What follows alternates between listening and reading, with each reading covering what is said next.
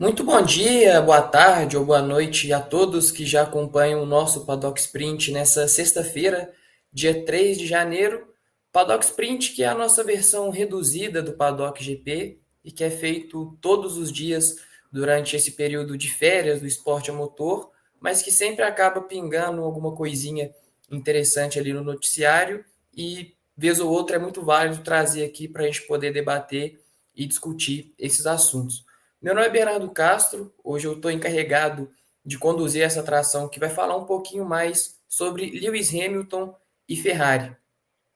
Lewis Hamilton e Ferrari foi a grande notícia da Fórmula 1 e do esporte a motor em geral de 2024, afinal se trata do maior piloto indo para a maior equipe do grid, e isso naturalmente tem uma repercussão muito grande, e as personalidades da Fórmula 1 também aproveitaram para poder dar mais alguns pitacos sobre essa movimentação, já que agora que virou o ano, o Hamilton já é oficialmente o piloto da Ferrari.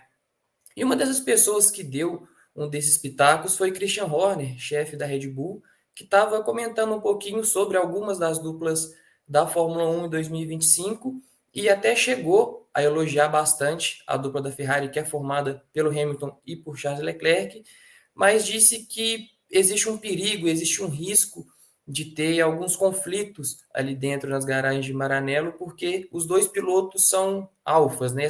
Eles gostam de ter a prioridade ali dentro da equipe, são grandes pilotos e isso pode, quem sabe, vir a ter um problema ali dentro. Então, para poder debater sobre esse assunto, eu já vou chamar aqui a nossa tela Luana Marino e já lançar uma pergunta para ela. Lu, muito bom dia, tudo bem? Como você vê essa dupla da Ferrari? Existe aí a chance de ter um clima bélico já em 2025? Olá, Bernardo, tudo bem? Tudo bem, pessoal? Carol, que está na produção também do nosso programa. Assim, eu entendo a frase do Christian Horner e eu acho que ele não está de todo errado se nós olharmos para o passado da Fórmula 1, quando nós tivemos equipes com essa mesma condição, né? Dois pilotos muito fortes, dois pilotos capazes de vencer corridas, de brigarem pelo título. Geralmente não dá muito certo, geralmente dá briga, porque você tem dois caras ali que estão o tempo todo querendo mais e mais. E ele citou uma coisa que é verdade, é um tirando ponto do outro. Mas a gente também precisa analisar, eu acho que a personalidade de cada um. Eu não sei, eu tenho dúvidas se o Lewis Hamilton de 39 anos, 39 não, 40, né? Porque ele vai ter 40 anos quando ele de fato estrear pela Ferrari. Então, assim, eu tenho um pouco de dúvidas se o Lewis Hamilton de 40 anos vai vestir essa capa de treteiro contra o Charles Leclerc, que é um cara que, teoricamente, ele tem até um bom relacionamento ali no grid. Eu acho que eles vão brigar muito, sem dúvida nenhuma, dentro da pista, mas daí acreditar que vai ter algum tipo de inimizade, vai implodir a equipe, eu tenho um pouco de dificuldade de ver essa personalidade nos dois. Mas, sem dúvida, é uma dupla que tem muito potencial para polêmicas, né? Mas polêmicas na pista. Eu acho que vão competir muito, vão ser muito duros um contra o outro. É isso que a gente espera, sem dúvida alguma, de uma dupla formada por Hamilton e Leclerc na Ferrari, que é uma equipe que vem em franca evolução. Ela teve um 2024 oscilante por conta de algumas atualizações que não foram tão boas assim, mas teve uma reta final boa, tanto que ela chegou a ameaçar aquele campeonato de construtores da McLaren. A gente achou que o campeonato de construtores para a McLaren não seria tão difícil assim. A Ferrari, ela realmente ofereceu resistência ali em Abu Dhabi, mesmo o Leclerc largando lá de trás. Então, a gente sabe que é uma equipe que tem muito potencial. Então, se já demonstrou esse potencial todo com o Leclerc e o Carlos Sainz, que é um excelente piloto, mas é um piloto, de fato, que digamos assim, ele está um pouquinho abaixo desses dois, né? Imagina com Hamilton e Leclerc. Então, a gente espera, sim, que seja uma batalha das mais legais na pista, mas eu ainda fico um pouco reticente, assim, eu fico ainda um pouco temerosa de cravar que vai implodir a equipe. Eu concordo com você, Lu. Eu acho que para a gente poder ter de fato uma guerra ali dentro da Ferrari, acho que primeiro tudo vai depender de como que a Ferrari vai se sair em 2025, né? Se for considerar o que aconteceu no final de 2024 e todo o trabalho que o Vasseur tem feito ultimamente ali dentro, teoricamente a Ferrari vai parecer forte, possivelmente brigando por vitórias, coisas assim. E eu acho que num cenário em que a Ferrari pode brigar por títulos, aí eu acho que existe sim uma boa chance de ter ali uma briga ou algo assim, porque se a gente for puxar até o retrospecto do Hamilton, quando ele teve alguns pilotos, alguns companheiros de equipe que incomodavam ele de certa forma, ele teve algumas rusgas, né? Foi sim, principalmente com o Alonso, que é quem a gente mais lembra, o Rosberg, o Button teve um pouquinho ali também. E o Leclerc não é tão diferente assim, apesar de que os embates que o Leclerc teve com os companheiros de equipe foram bem menores. E até porque ele também nunca chegou de fato a brigar pelo título. Mas a gente lembra que ele enroscou com o Vettel aqui no Brasil em 2019. Vez ou outra, ele trocava uma farpa ali com o Sainz nesses últimos tempos de Ferrari. E agora ele vai ter de fato um piloto que meio que pode incomodar ele ali. Então, acho que dependendo de como a coisa caminhar ali dentro da Ferrari, eu acho que existe sim essa possibilidade de ter uma rusga, de ter uma treta entre os dois. Mas, Lu, a Ferrari ela costuma ser muito rigorosa com os pilotos dela, ela sempre estabelece quem vai ser o número um, quem vai ser o número dois, isso é uma coisa muito forte ali dentro. E eu não sei se você vai concordar comigo, mas eu imagino que em um primeiro momento, pelo fato de o Leclerc ser a cria da casa ali, ter sido formado pela Ferrari, e o Hamilton, por outro lado, ser um heptacampeão que está chegando, acho que ela não vai tentar impor uma hierarquia ali logo de cara, né? Diferente do que ela fez, por exemplo, até 2019, a gente pode citar de novo, logo na primeira corrida na Austrália, ela já deu algumas ordens de equipe para o Leclerc não atacar o Vettel, por exemplo. Mas eu imagino que ela vai estabelecer um limite, por exemplo, chegou na metade do campeonato, quem está na frente na classificação passa a ter prioridade, ou algo desse tipo. Isso é uma coisa que a própria Ferrari já usou também na época do Raikkonen e do Massa. Mas vamos supor que a Ferrari esteja competitiva quando chegar nesse limite, o Hamilton e o Leclerc estejam separados ali por poucos pontos na classificação e com chances de título. Você acha que quem tiver atrás vai seguir ali as ordens da equipe ou vai tentar se impor de alguma forma?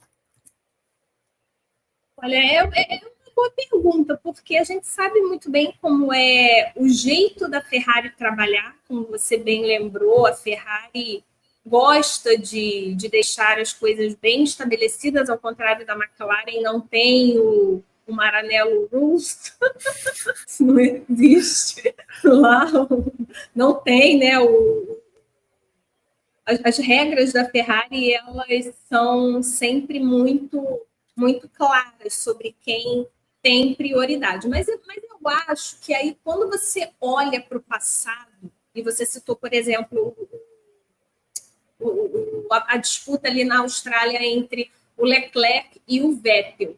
A gente olha para o Vettel, quem era o Vettel naquele momento? O Vettel já era o tetracampeão, ele era aquele cara que chegou na Ferrari para tirar a Ferrari daquele que já vinha, de novo, aquele jejum de títulos, desde a conquista do Kimi Raikkonen, a Ferrari batendo na trave, a Ferrari não ficando ali meio que como coadjuvante, principalmente quando ela entra na era híbrida e a Mercedes deslancha ali com o desenvolvimento do motor híbrido e a Mercedes se torna essa potência dentro da Fórmula 1.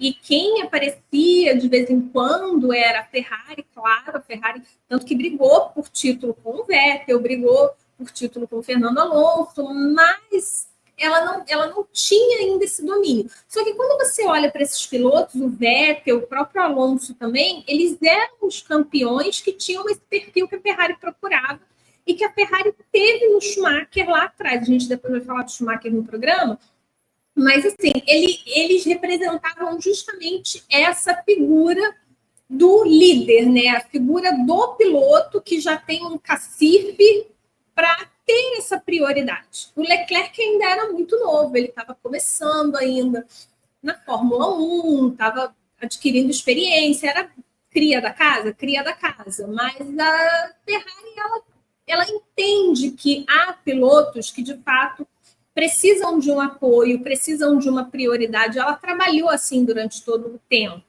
Né? Nem sempre funcionou, mas, por exemplo, com o Michael Schumacher funcionou muito bem. Quando a Ferrari ela priorizava todo o trabalho ali, entendendo que ela tinha um cara que, de fato, fazia diferença. Hoje, eu acho que não é isso que a gente tem. Eu acho que o Leclerc, embora ele não tenha nenhum título na Fórmula 1, ele se estabeleceu como um dos melhores pilotos da geração atual. Então, mesmo sem títulos, eu acho que ele conseguiu uma posição dentro da Ferrari que o credencia para não ser desprezado frente ao Hamilton. Porque a gente imagina, claro, que o Hamilton, sendo heptacampeão, é o cara que vai ter alguma prioridade se acontecer esse cenário. Você tem ali os dois muito parelhos, ela precisa começar a priorizar um para não deixar as rivais passarem. Mas não consigo imaginar a Ferrari olhando para o Leclerc, se houver essa situação, e dizendo assim, não, você vai ser preterido, a gente vai agora trabalhar para o Hamilton conquistar esse octo. Né? É claro que o Hamilton está chegando na Ferrari para isso.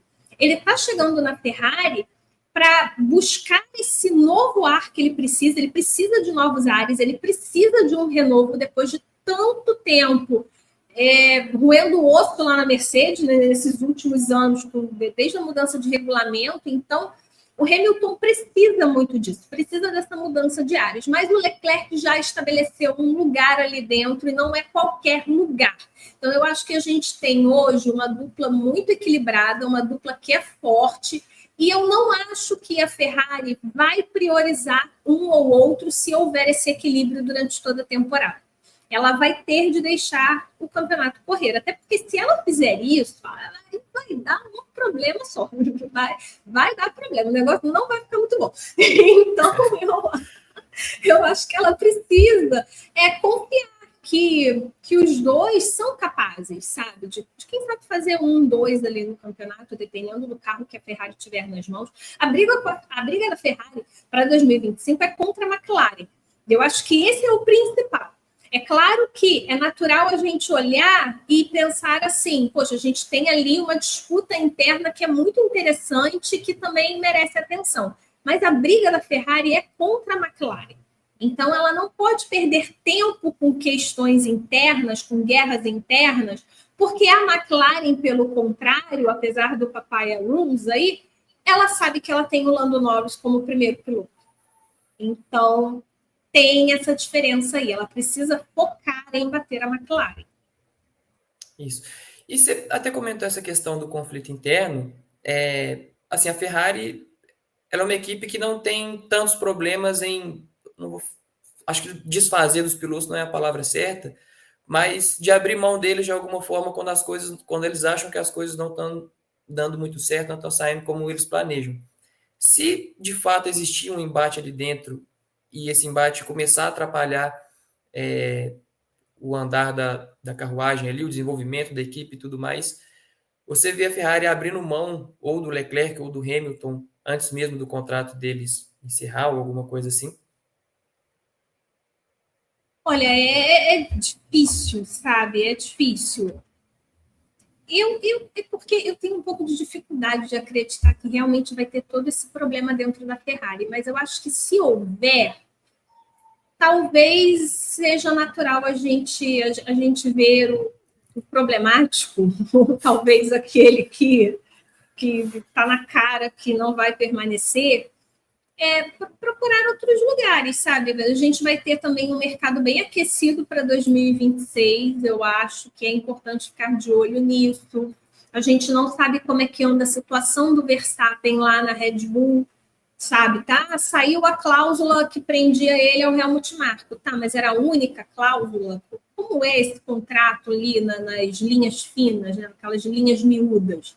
Será que realmente o Verstappen não tem mais nenhuma cláusula que permita ele sair da Red Bull? O Verstappen já deu algumas declarações fortes, falando que a equipe precisa voltar a vencer, que o pai dele também pressionando muito. Então, assim, é ainda um clima muito nebuloso para o mercado de 2026.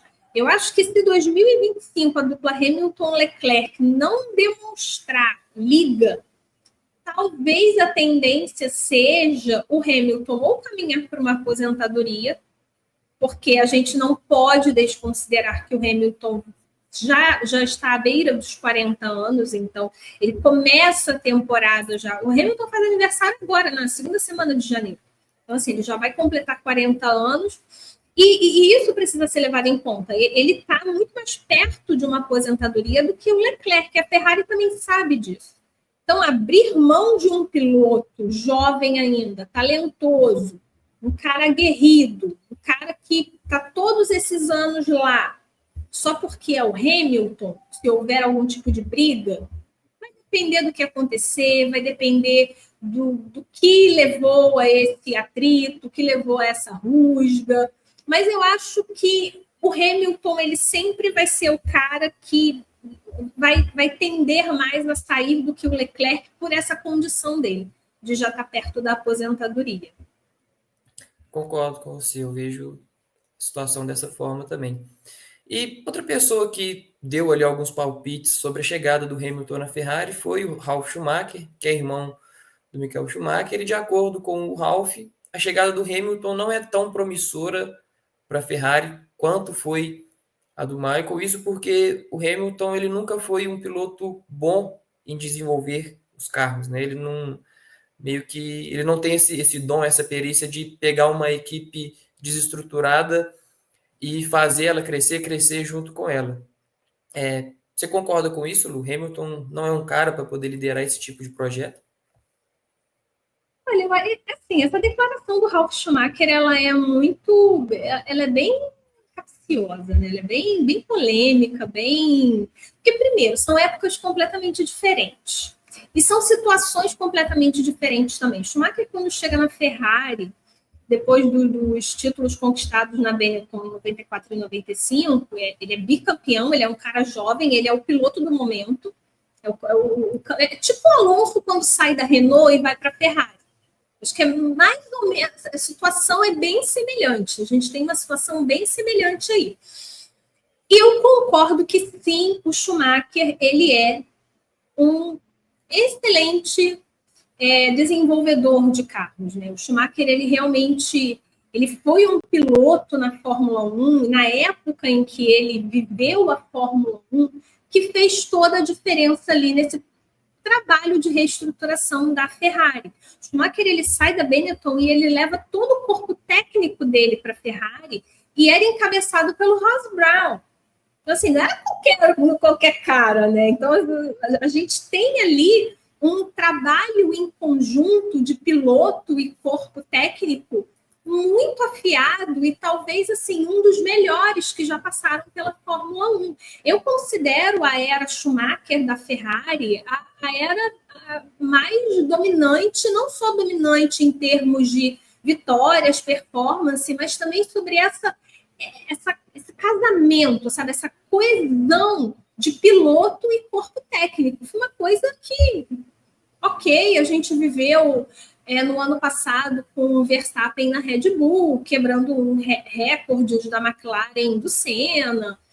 De fato, a Red Bull conseguiu também construir um grande corpo técnico ali, encabeçado pelo Adrian Newey, mas não foi da mesma forma como aconteceu com o Schumacher, com o Ross Brown e Jean Todt, companhia. Estou tentando lembrar agora o nome do projetista do carro da Ferrari. Se não me engano, foi o Rory Bradley, mas eu tenho que checar. Mas, de qualquer forma, ele teve um papel muito importante. Acho que é Rory Bradley. Se não me engano, esse é o Tá correto, né? Então, também foi um cara... Isso, Rob Pai. Obrigada, Bé. Também foi um cara, assim, fundamental ali nesse trabalho, encabeçado pelo Schumacher.